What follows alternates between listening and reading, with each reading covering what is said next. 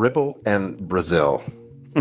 You're gonna love this. Okay, I swear I want to make other content too, but Ripple just keeps dropping updates, so how could I not? And Ripple just expanded into Brazil. And on the surface, it looks boring. A license application, a few partnerships, no big deal, right? But just like the acquisition in Australia, this isn't just about payments. In Brazil right now, Ripple is part of banks doing same-day cross-border transfers, real-backed stablecoins being issued on the XRPL, companies moving money between countries using stablecoins, and tokenized real-world assets like commodities.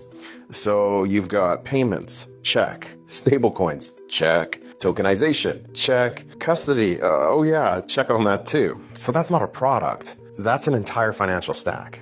And they're applying for a VASP license, or Virtual Asset Service Provider license. So without it, they're really just tech.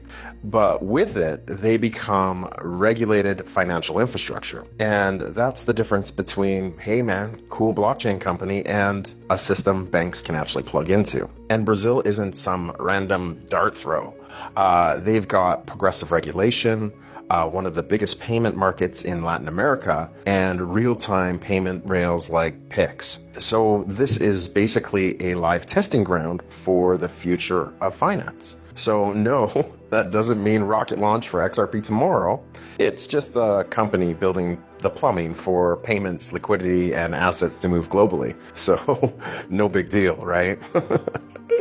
So I'll leave you with this. If this model works in Brazil and it spreads to other countries, does XRP become just another crypto, or does it become part of the infrastructure that everything runs on? Let me know your thoughts in the comments. There's not one switch.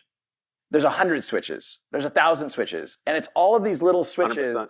And bit by bit by bit until it really does, I think, have an exponential impact.